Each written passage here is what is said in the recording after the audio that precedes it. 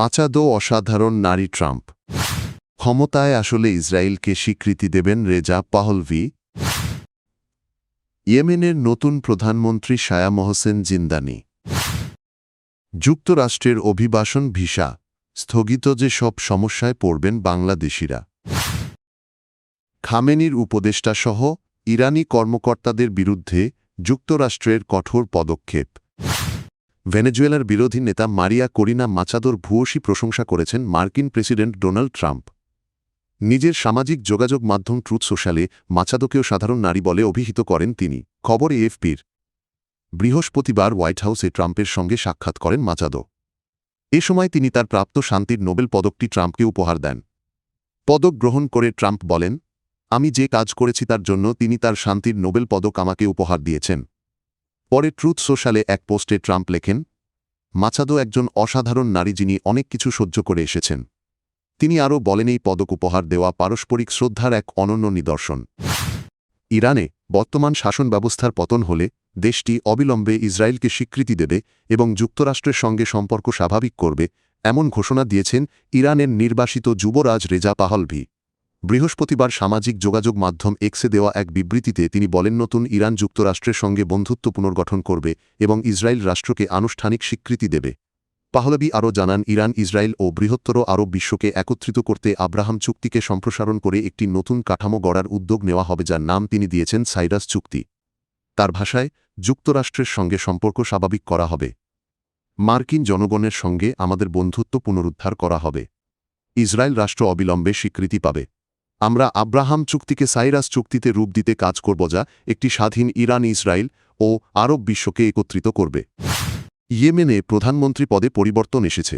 সালেম বিন ব্রেকের পদত্যাগের পর নতুন প্রধানমন্ত্রী হিসেবে নিয়োগ পেয়েছেন শায়া মোহসেন জিন্দানি। দায়িত্ব পাওয়ার আগে তিনি ইয়েমেনের পররাষ্ট্রমন্ত্রীর দায়িত্ব পালন করছিলেন। খবর রয়টার্সের। বৃহস্পতিবার সৌদি সমর্থিত প্রেসিডেন্সিয়াল লিডারশিপ কাউন্সিলের কাছে সালেম বিন ব্রেক পদত্যাগপত্র জমা দেন। কাউন্সিল তা গ্রহণ করার কয়েক ঘণ্টার মধ্যেই শায়া মোহসেন জিন্দানিকে নতুন প্রধানমন্ত্রী হিসেবে ঘোষণা করা হয়। ইয়েমেনের রাষ্ট্রীয় বার্তা সংস্থা সাবা এ তথ্য নিশ্চিত করেছে। ইয়েমেন সংকটের পটভূমি উল্লেখ্য, 2014 সালে ইরান সমর্থিত হুথি বিদ্রোহীরা রাজধানী সানা দখল করলে তৎকালীন প্রেসিডেন্ট আব্দুর রাব্বু মনসুর আল হাদি সৌদি আরবে আশ্রয় নেন। পরে হুথিদের দমন এবং বৈধ সরকার পুনঃপ্রতিষ্ঠার লক্ষ্যে সৌদি আরব, সংযুক্ত আরব আমিরাত ও ইয়েমেনি বাহিনীকে নিয়ে একটি সামরিক জোট গঠন করা হয়। যুক্তরাষ্ট্রের নতুন অভিবাসন নীতির কঠোর সিদ্ধান্তে বাংলাদেশি প্রবাসীদের মধ্যে বাড়ছে অনিশ্চয়তা ও উদ্বেগ। দীর্ঘদিন ধরে যারা পরিবারের সদস্যদের যুক্তরাষ্ট্রে নেওয়ার অপেক্ষায় ছিলেন, তাদের সেই স্বপ্ন আপাতত অনিশ্চিত হয়ে পড়েছে। খবর বিবিসি বাংলার। যুক্তরাষ্ট্রে বসবাসরত বহু বাংলাদেশির ব্যক্তিগত ও পারিবারিক পরিকল্পনা বর্তমানে স্থবির হয়ে গেছে। কবে পরিস্থিতি স্বাভাবিক হবে সে বিষয়ে কোনো নির্দিষ্ট সময়সীমা না থাকায় প্রবাসীদের মধ্যে তীব্র মানসিক চাপ তৈরি হয়েছে। এমনকি যারা বৈধভাবে গ্রিন কার্ড বা মার্কিন নাগরিকত্ব পেয়েছেন তাদের মাঝেও উদ্বেগ দেখা দিয়েছে। কারণ ট্রাম্প প্রশাসন পুরনো গ্রিন কার্ড ও নাগরিকত্বের কিছু নথি পুনর্মূল্যায়নের ঘোষণা দিয়েছে।